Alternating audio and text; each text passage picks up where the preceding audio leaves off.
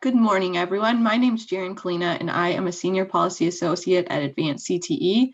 Thanks for tuning in to our latest vlog series on unpacking research happening in the field. Today, we will delve into the potential of non-degree programs to serve the needs of a national workforce realignment, as highlighted in a new report on the future role of community colleges by Opportunity America, the Indispensable Institution. Most community colleges offer non-credit workforce programs and credit-based programs. Yet at most institutions, those programs exist in completely separate silos with a lack of communication and alignment on pathways and content. As a result, learner outcomes are at risk, as those participating in non-credit programs lack clear pathways to connect non-credit attainment to credit-based learning and ultimately a degree. Taking steps to design systems that better connect non-credit and credit post-secondary program advances CTE without limits, a vision for the future of career technical education. The vision calls on leaders to establish shared statewide goals for a cohesive career preparation ecosystem through several different avenues, including ensuring that all CTE programs of study are flexible and responsive to the needs of all learners. That happens through well-articulated on and off ramps, anchoring credentials of value and pathways, and aligning with high skill, high wage, and in-demand careers. Today, we are delighted to be joined by Tamar Jacobs from Opportunity America, a Washington think tank and policy shop promoting economic mobility, work, skills, careers, ownership, and entrepreneurship for poor and working Americans. Tamar serves as the president of Opportunity America, entering into this work as a former journalist and author working both at Newsweek and the New York Times. Tamar will discuss this report and what implications the research has for our state CTE leaders. Tamar, thanks for joining us. I'm excited to delve into this research.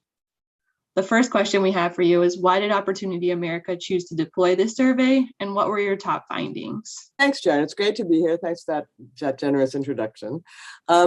This chart kind of is one of those pictures that tells worth 1,000 words in my view.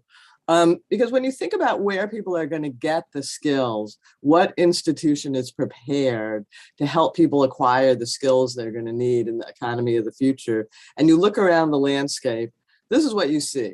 You know, people say, oh, where do you learn job skills? Well, the first thing people are going to tell you at some fancy dinner party is coding boot camps. Well, you know, look how many people are in coding boot camps, 18,000, like not even enough. You know, in the population of 300 million Americans or 150 million working Americans, it's not even a blip on the screen. The government job training workforce system, about 200,000. Again, you know, tiny blip, but tiny blip. Apprenticeship, you know, the other thing people are going to tell you. You know, we all know apprenticeship is the gold standard, but if there's only 500,000 people in apprenticeships, 10.5 million people are attending community colleges. And so to me, community colleges are the institution that has to really step up. It's the only institution with the reach and the scale and the infrastructure and the capability. As we know, community colleges are uneven and they vary a lot from state to state, and they vary a lot in what their focus is, and they vary a lot. Some of them are on the front lines of innovation around CTE, and some of them have never even heard of CTE hardly. And so to me, there's a lot of work to be done, but there's also a huge potential. And what we wanted to do with our survey was figure out, like, where are we in that work? Like how that innovation that we all talk about, you know, that innovation that we hear about, the, you know, more intensive relationships with employers and stackable credentials and shorter non-credit courses and, you know, industry certifications. Like, is that just something that's happening sort of in a few places, or is that happening everywhere? Is that happening? Has it really penetrated? So that's what we did with the survey. We surveyed all the community and technical colleges in America, and we got answers from about 40% of them, which is a big number in the world of surveys. Now we have a better picture of that, of how far that innovation is spreading. And, you know, I would say, if I had to like sum it up, I would say, good news, good start, long way to go. So, you know, just a few of our sort of top findings. So, you know, we tried to figure out how much of what goes on at a community college is job focused, how much is not. As you can see, it's more than half job focused. We looked at credit and non-credit. And mostly we looked at non-credit, but we did want to put it in the context of credit. And what we discovered about credit and non-credit, this is a slightly different percentage than many people expect. This is one of our newest kind of groundbreaking findings. We think about 1/3 of what's going on at community colleges is on the non-degree side. When you add this all up and you put these two charts together, this is kind of the summary of the overview findings. There's still more CTE, that's what this is, that's red, going on the degree side, but just because the degree side is bigger. So there's more CTE going on the degree side of the college than the non-degree side, but more of the non-degree side is CTE, if that makes any sense. So there's a lot of, 2-year veterinary tech programs up here where you get a degree, more than there are one, semester, or not even 12-week phlebotomy courses. But there's more, and the non-credit side is more devoted to CTE. And here's where we start to dig into the non-credit side in detail. And so this is, again, a brand new number that's kind of interesting to a lot of people, because people, for 10 years, we've had no idea how many non-credit students. The only number we've had is a kind of a guesstimate that the American Association of Community Colleges put out more than a decade ago. So this is, still a survey number. It's not perfect. It's not like the census, but it's a little more precise, and it's, new. We think there's about 3.7 million people in non-degree programs. We think that almost 60% of them are job focused, right? Like it used to be, conventional wisdom thinks, still non-credit is really mostly French cooking and photography and remedial.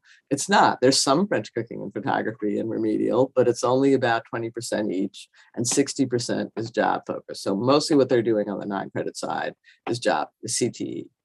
And then this is the amazing picture here. This is not all non-credit students. This is just non-credit CTE students. We call them job focused. 75% of them are older than 25. So what's going on non-degree CTE? Older workers are coming, mid-career adults are coming back and getting reskilled. And that's what we want to have happen. But it turns out that's the fact. So a couple more findings, and then I'm eager to take your questions. So we also looked at non-college credentials, right? Industry certifications and other third-party certifications. And what we found was that between 1/4 and 1/3 of non-credit CTE students are earning certifications.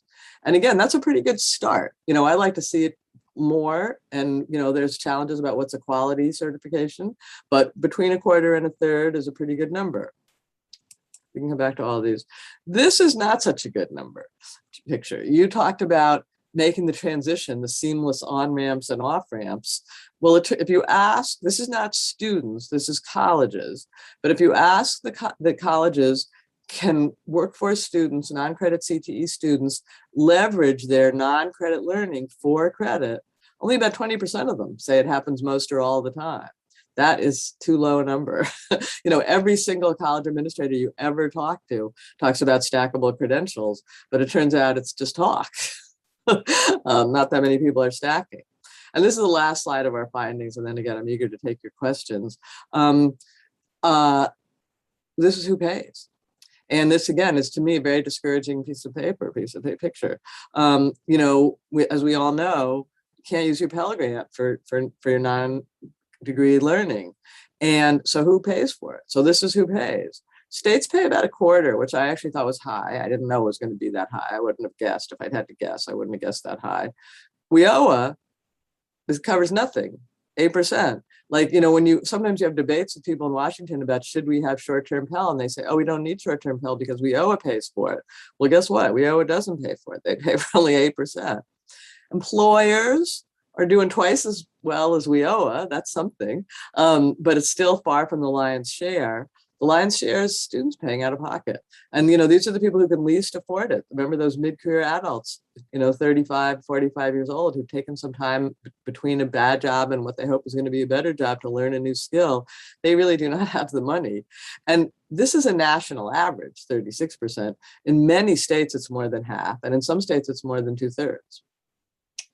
So good. So it's a mixed story. But we found both a lot of, whoops, we won't go there. Let's go back. Let's just go back. You're going to ask me about that. So we'll wait till we get to that.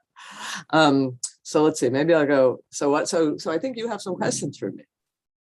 Yeah, these findings are amazing. Just learning more about this group of individuals that we haven't really learned a lot about because of data not being there. So as we think of this current pandemic, the need for upskilling and reskilling, where do you think there is, or what do you believe the potential is for non-credit programs to what we call meet CTE's moment, now that it's right out in the open and we really think this is the opportunity to have more people engage. Where does non-credit programs align with this? Yeah, I mean, I think non-credit is the instrument of choice, personally. I mean, because they're so flexible. If I'm Tamar's widget company and I go to the college and I say, I need welders, the credit side is going to say, come back in 2 years. Like, first we have to get faculty approval, and then we have to get the accreditor's approval. And then in some states we need state approval, and then it has to go rinse and repeat the whole cycle again.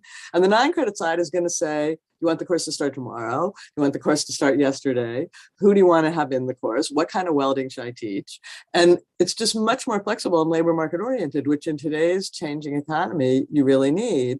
And same for students. I mean, people, as we're seeing in the enrollment numbers, students just don't have 2 years to sit in a classroom right now. The labor market is hot. They've been out of the labor market maybe for a while. They need to get back in. Or you're a mid-career adult, you need help. And, sure, eventually the path for many, we hope will go through a degree. But what's important in the shorter term is a good job and a skill. And I think non-credit is ideally poised to deliver that.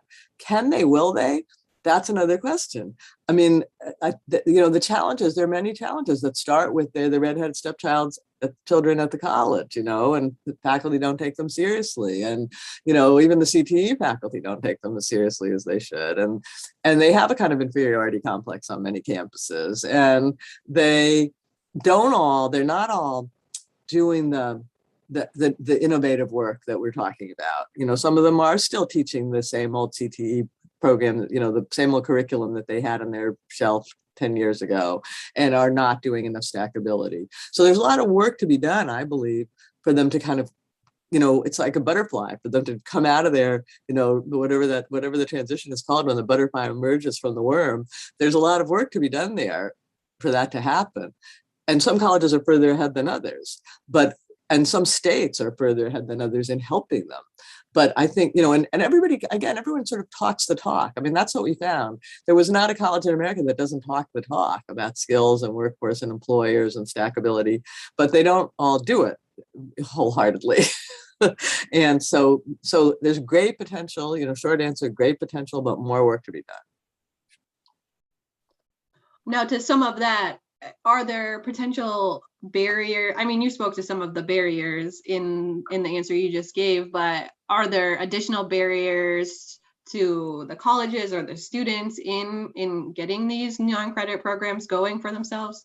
Well, again, I think that one of the biggest challenges is money, right? Like, who pays for it? So it's really hard to offer a program if there's like no cash.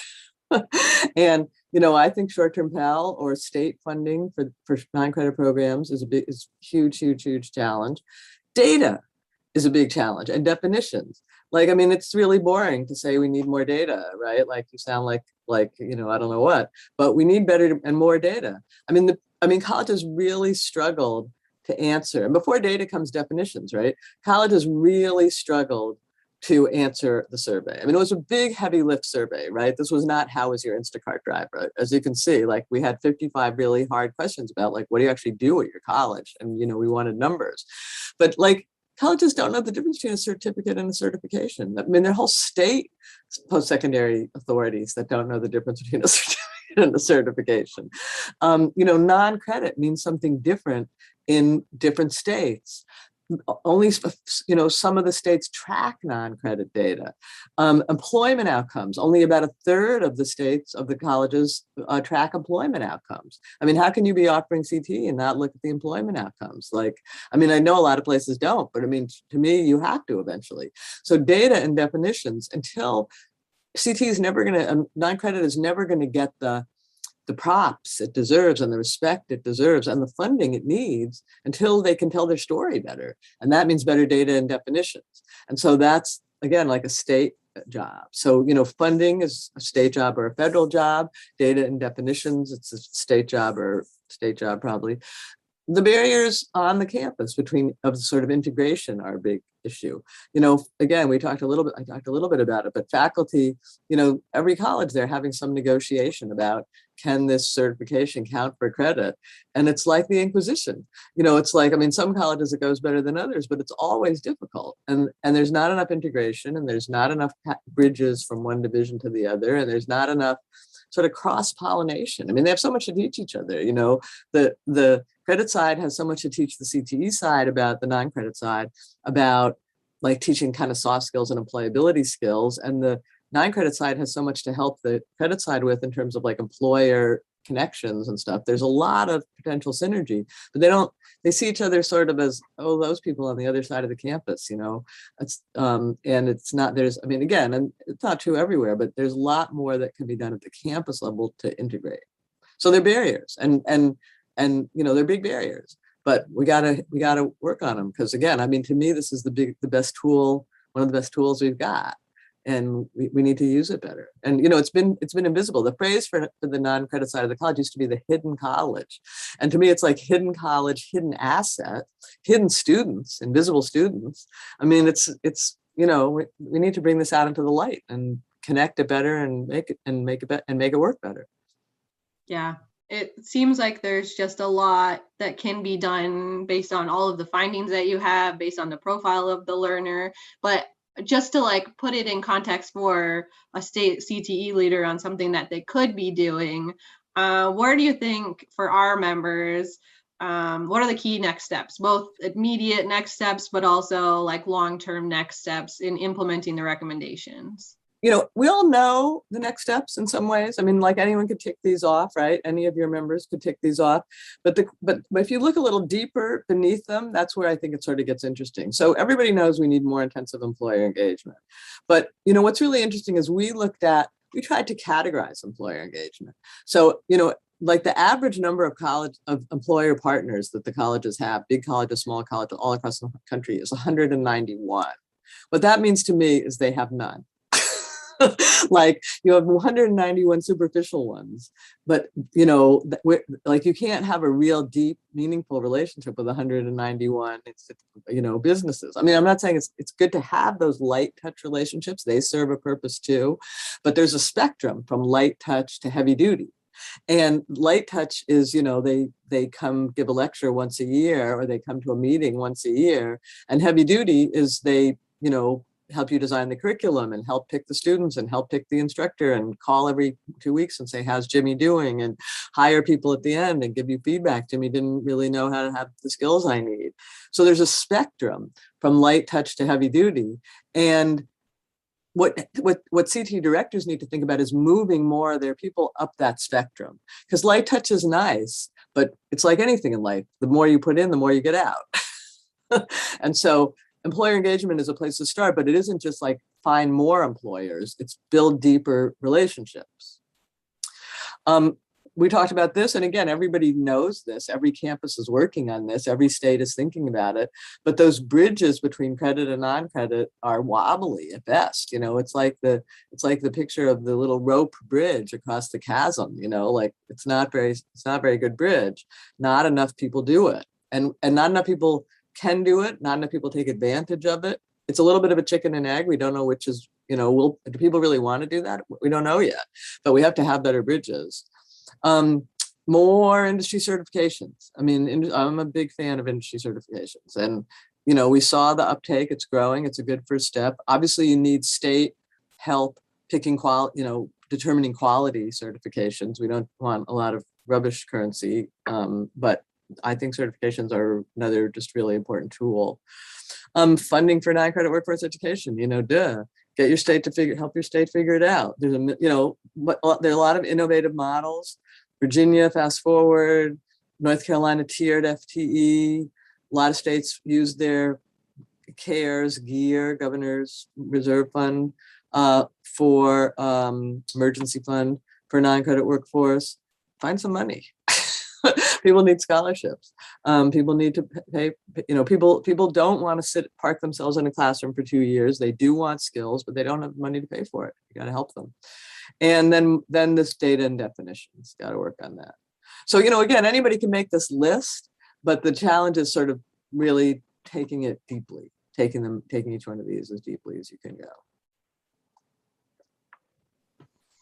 Tamar, I think you give us a lot to think about, both with the research that you've given us, but also in the next step process for us to really think about how to implement these or embed these programs into the work that's already happening, and really how to strengthen the programs significantly. So Show you where people can find, can find the survey products if they want. There's a lot. What you saw today was just the tip of the iceberg. There's a report. There's a really fun interactive data portal where you can compare your state to other states. Every state, every college that participated is about in a couple of weeks, maybe 3 weeks, going to get their individualized report back, and states are going to get state reports. So we'll be sending out those state reports, but if we don't know about you, we can't send it to you. So please feel free to be in touch with me. This is where you can find the all that stuff, the portal, the interactive data portal, state reports will be posted there. opportunityamericaonline.org/cc survey. And this is where to find me if you want a state report and you don't get it. Well, thank you, Tamar. This is great. Yep. And feel free to connect with Tamar on some of the things that you learned today, but also on any additional context of the survey, because she's right. We only talked about the non-credit portion of this, but there's so much more that you can go in depth on this survey in. So we want to thank you again for talking with us and giving us some next step recommendations. My pleasure. Thanks for the opportunity, Jaren.